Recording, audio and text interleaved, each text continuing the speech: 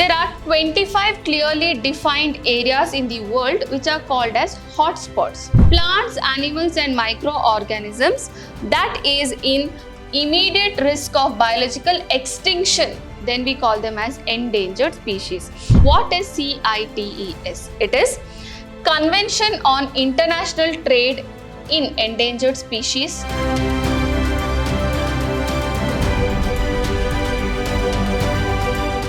Hello my dear students, welcome back to session 2 on the chapter Biodiversity and Conservation.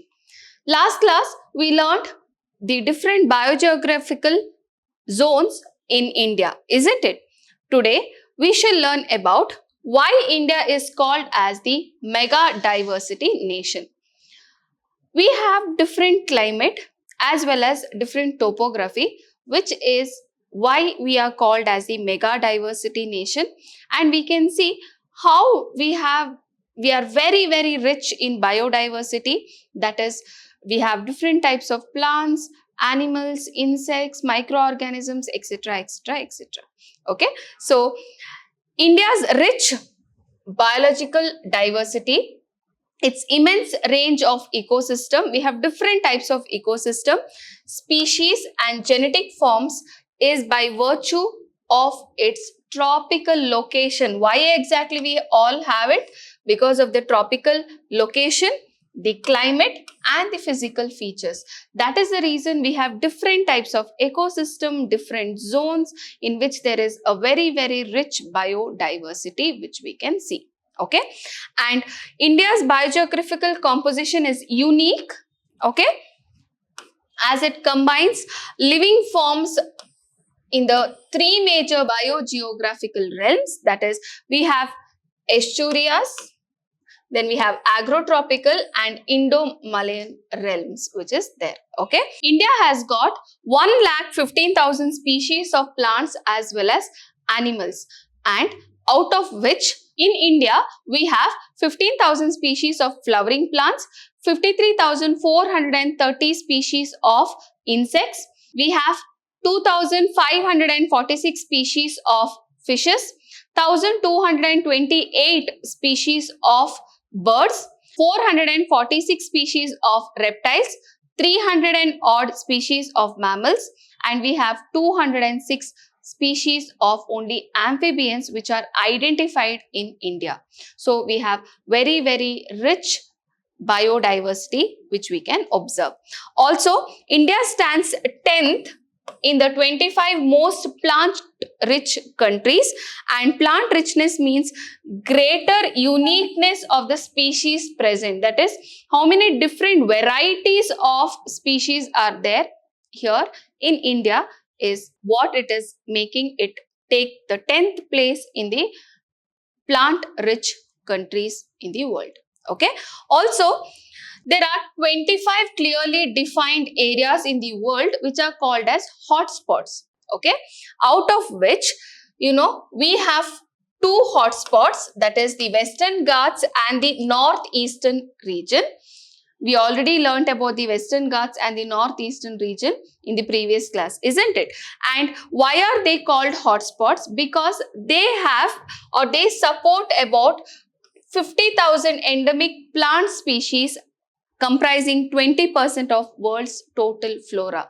That means endemic species. Endemic means those species which are only there in that particular region. There are more than 50,000 species which are endemic, which is supported in these two hotspots. Okay, so that's why they are called as hot spots. They are only there in that particular region. Those plants are not there elsewhere in the world. Then we call such species as endemic species. Okay. Roughly 33% of the forest covers represent the primary forest. India's flora comprises, as I told you, it has got 15,000 flowering plants. The bulk of our rich flora is to be found in the northeast Western Ghats and the northwest and eastern Himalayas, as well as the Andaman and Nicobar Island. Also, they have very rich fauna, that is the different type of animals and insects are also there in this particular regions. Okay, as one of the oldest and larger agriculture society, India has also a striking variety of at least 166 species of crop plants and 320 species of wild varieties of cultivated crops here alone in India. That is the reason we call this nation as mega diversity nation. Okay. Next, we are learning about the different terms, okay, which you need to understand. First among that is the endangered species, the plants, animals and microorganisms that is in immediate risk of biological extinction. Then we call them as endangered species. If we do not take care of them, they will get extinct with time, and those species are called as the endangered species. Endangered, they are in danger. Okay. Next, we have extinct species. They are no more there in this world. We've already lost them. Okay. Then we have vulnerable species. What is the meaning of vulnerable species? Is whose population is facing continuous decline due to habitat destruction. Due to the destruction, continuous decline in their population is there, but they are there in excess quantity, but there is a decline in their population. Then we call them as the vulnerable species. They are not endangered. Their huge number is there, but the number of population is continuously decreasing. Then we call them as vulnerable species. Then we have rare species. Rare species are localized in particular area or in a particular ecosystem. They are thinly scattered over an extensive area.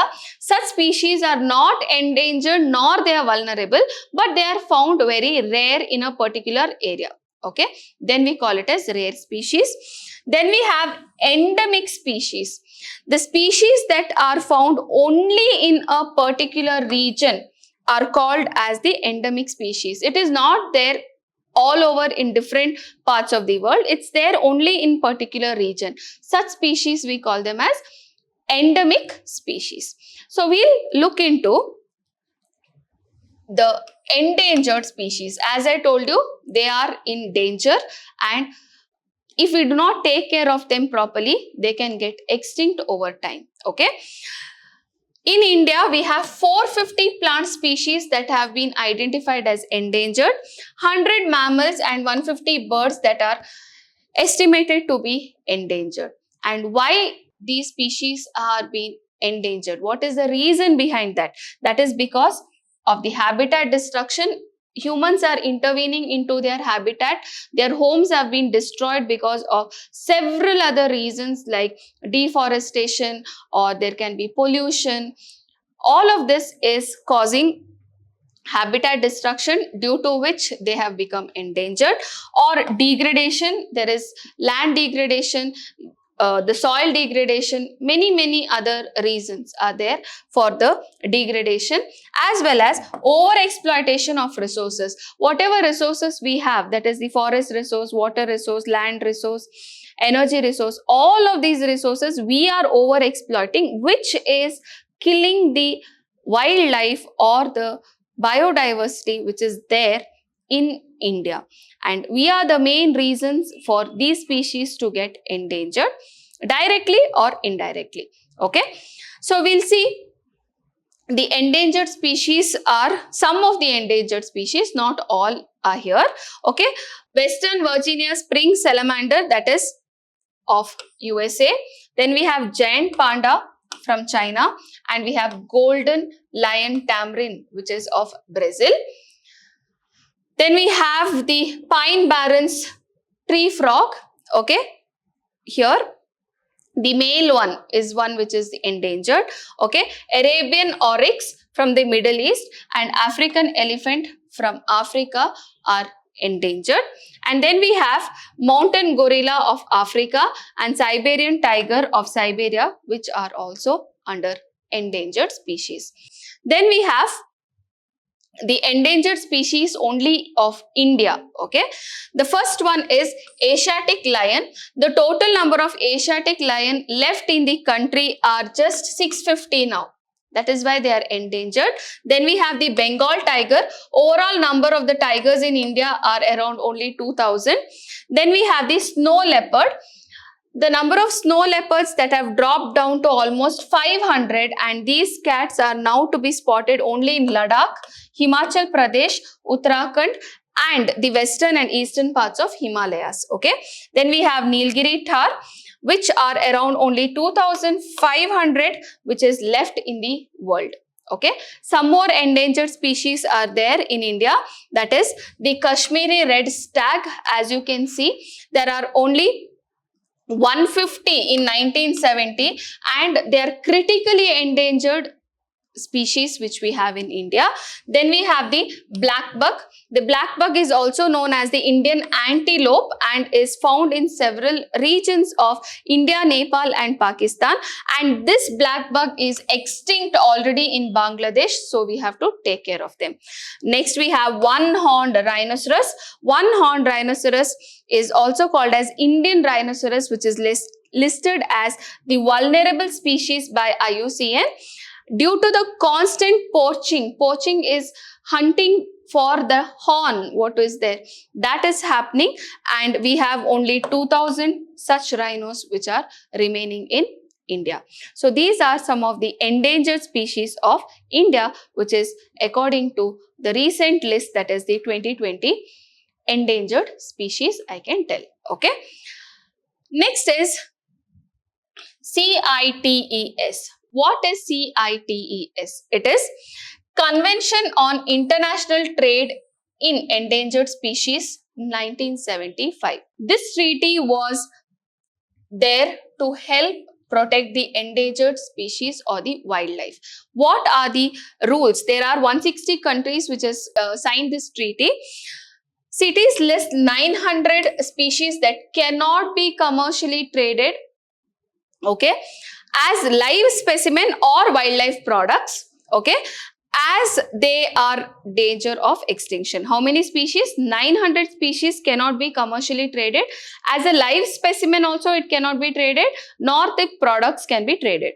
Then CITES restrict trade of 2,900 other species as they are again endangered. Okay.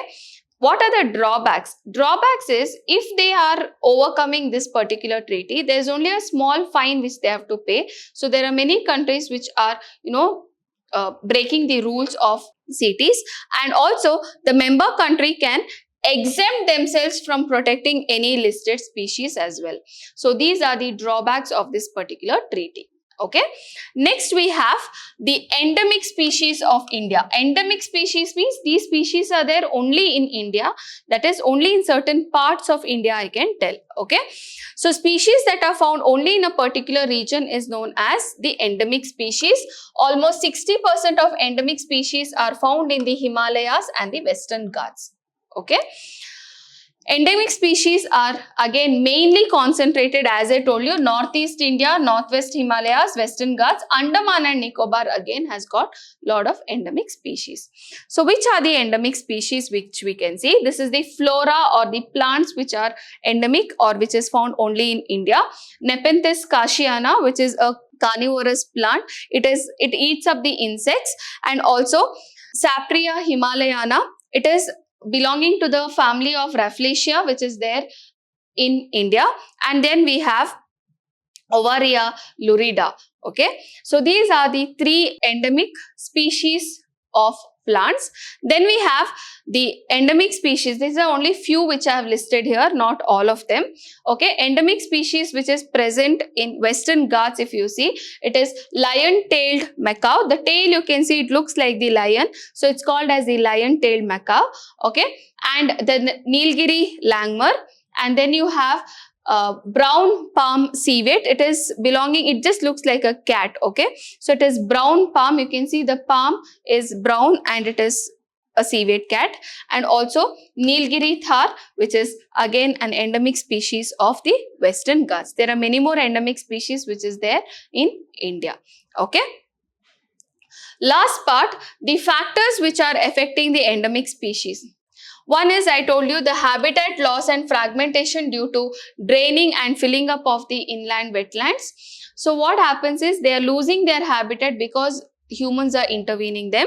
Then we have also Pollution, which plays a very important role. For example, frog, eggs, tadpoles and the adults are extremely sensitive to pollutants, especially the pesticides. And because of, this is just one example, because of pollution, there is, lot of wildlife or the biodiversity in India is at threat.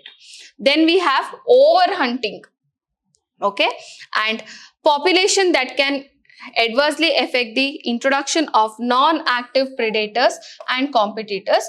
Diseases producing organisms also play an important role to decrease the population of the endemic species.